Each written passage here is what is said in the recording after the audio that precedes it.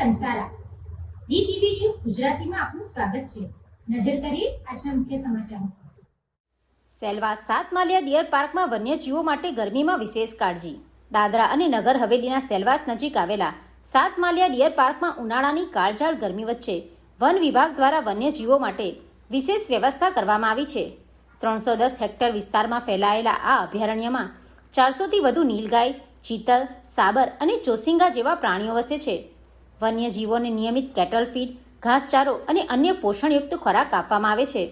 પીવાના પાણી માટે કુદરતી તથા કૃત્રિમ તળાવો સતત ભરેલા રહે છે, માટે પાઇપલાઇન અને ઓવરહેડ ટાંકીની વ્યવસ્થા કરવામાં આવી છે।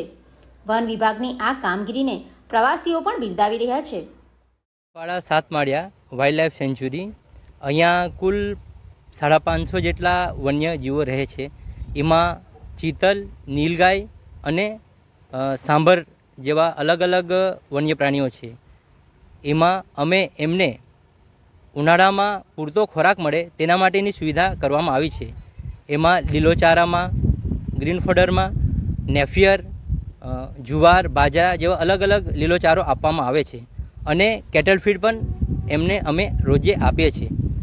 અને આ વિસ્તાર લગભગ 410 હેક્ટરમાં ફેલાયેલો છે અને વન્ય પ્રાણીઓને ઉનાળામાં પૂરતું પાણી મળી રહે તેના માટે 5 અલગ અલગ જગ્યા પર હોજ બનાવવામાં આવેલા છે, જેમાં અમે મોટર દ્વારા પાણી સપ્લાય કરવામાં આવે છે અને એક નેચરલ તળાવ પણ છે, જેમાંથી એમને ઉનાળામાં પૂરતું પાણી મળી રહે તેના માટેની સુવિધા કરવામાં આવી છે।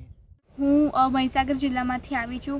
અમે અહીંયા વન્ય પ્રાણીઓને જોવા માટે અહીં આવ્યા છે અને અમને ખૂબ જ આનંદ થયો। તે અહીંયા ખૂબ જ તંદુરસ્ત છે, તે લોકોને પ્રોપર ખોરાક એવું મળે છે અને ફોરેસ્ટ વિભાગ થ્રુ તે લોકોને ખૂબ જ તેમની કાળજી રાખવામાં આવે છે અને એમને તંદુરસ્ત એવું જોઈને અમને ખૂબ જ આનંદ થાય છે।